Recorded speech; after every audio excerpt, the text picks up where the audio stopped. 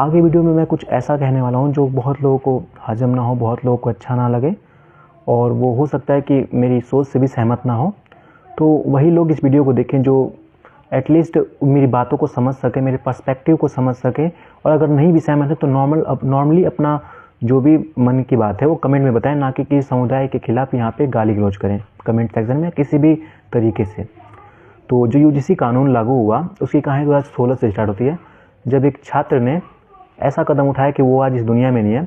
जब उसकी डायरी मिली तो उसके अंदर उसने लिखा था कि उसने कितना ज़्यादा भेदभाव झेला अपनी जातिगत भेदभाव की वजह से। इवन उसने ये तक कह दिया कि मैंने जो जन्म लिया है जिस जाति में, वही मेरी सबसे बड़ी सिरदर्द बनी और सबसे बेकार चीज़ वही उसके लिए बनी, पूरी ज़िंदगी में सबसे बेकार चीज़ वही बनी, और जिसकी वजह से उसने ऐसा कदम उठाया।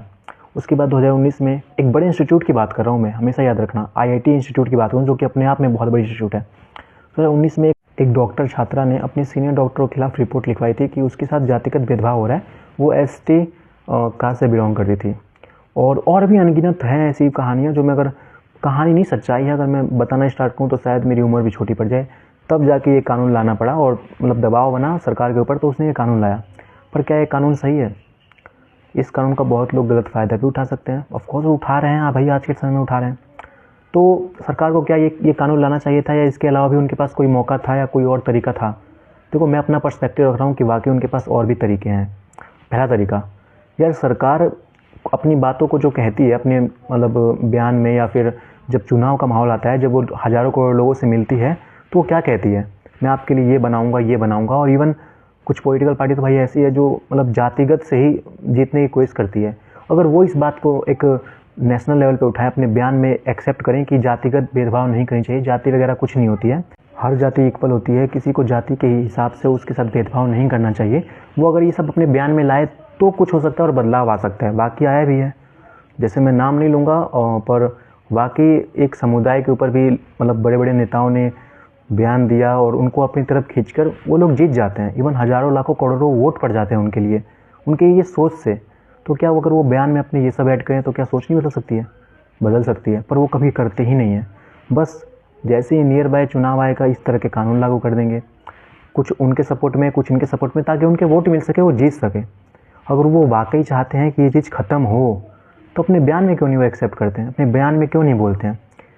आज तक कभी बयान में नहीं बोलेंगे, जब चुनाव नियर आएगा तो एक जब जान जाएंगे कि इस पार्टी को, इस समुदाय के लोगों को मुझे अपनी तरफ खींचना है, तो उस समुदाय के प्रति वो अपना दुलार दिखाएंगे, प्यार दिखाएंगे, उनके लिए ऐसे कानून बना देंगे जो कानून उनके लिए सही हो, बाकी समुदाय के लिए ख़राब हो।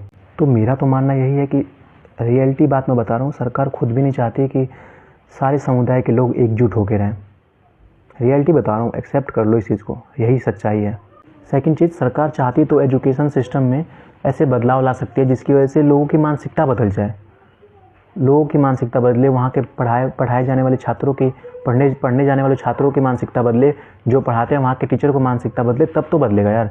एजुकेशन सिस्टम वही पुराना घिसा पिटा चलता आ रहा है, जिसमें मैं सच बता रहा हूँ, मैंने बहुत सारी स्टोरीज़ देखी, मतलब SST में, सोशल साइंस में और बहुत सारी में, जिसमें कि पिछले टाइम से ही उसमें जातिगत भेदभाव चलता आ रहा है, वही सब पढ़ाया जा रहा है। और मैंने हर जगह पढ़ के देखा है, मैं 3-4 स्कूल में इवन खुद पढ़ चुका हूँ। वहाँ टीचर पढ़ाते तो हैं पर वो खुद उस चीज़ को नहीं मानते हैं, वो लोग खुद जातिगत भेदभाव करते हैं, भाषा पे भेदभाव करते हैं। इवन आज हो रहा है भाई, हम लोग नॉर्थन और साउथन की बात करते हैं, वो तो दूर की बात है भाई।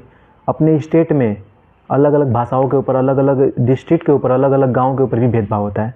सरकार कभी इस मुद्दे को उठाती ही नहीं है। अपने बयानों में लाओ, अपने एजुकेशन सिस्टम को चेंज करो, एजुकेशन सिस्टम में ये सब कड़े कानून लाओ, एजुकेशन सिस्टम को सुधारो, ताकि लोगों के पास क्षमता आ सके, वो समझ सके सही गलत को, भेदभाव करना क्या गलत है क्या सही है। पर इस चीज़ के ऊपर कभी ना जनता ने सवाल उठाया, ना कभी नेताओं ने इस चीज़ को सबसे ऊपर प्रायोरिटी में रखा। सबसे बड़ी गलती तो हमारी, सबसे बड़ी यही चीज़ है कि हमने एजुकेशन को कभी प्रायोरिटी पे रखा ही नहीं है, उसके अंदर चेंजेस कभी लाने की सोची ही नहीं है, सही चेंजेस कभी भी नहीं। और जनता भी बस कास्ट के ऊपर वोट देगी, कास्ट के ऊपर ही सपोर्ट करेगी, तो वो लोग कास्ट की बात ही तो उठाएंगे यार। आप एजुकेशन के ऊपर वो वोट दो जो एजुकेशन के लिए कर रहा है, क्योंकि एजुकेशन देखो नॉर्मल बात नहीं है। एजुकेशन अगर लोगों के पास रहेगी, समझदारी रहेगी, वो समझदार रहेंगे, समझेंगे इस चीज़ को कि क्या गलत है क्या सही है, क्या भेदभाव करना गलत है क्या नहीं गलत है, जाति क्या है क्या नहीं है, क्या नॉर्मल बात है या फिर बहुत बड़ी बात है, तो लोग ये सब चीज़ करेंगे ही नहीं। इन सब चीज़ों के ऊपर भी तो सवाल उठना चाहिए ना मेरे भाई, बड़ी चीज़ के ऊपर सवाल कोई उठाता ही नहीं है। और शायद यही रीज़न है कि हमारा देश आगे बढ़ने की जगह पिछड़ा हो रहा है, नो डाउट पीछे जा रहा है हमारा देश। तो बस यही मेरी सोच है, यही मैं चाहता हूँ, यही मेरा पर्सपेक्टिव है। बाकी आप लोग अगर मेरी बात से सहमत हैं तो लाइक सब्सक्राइब जरूर करना, और अगर सहमत नहीं है तो प्लीज़ अपनी राय कमेंट में ज़रूर बताना।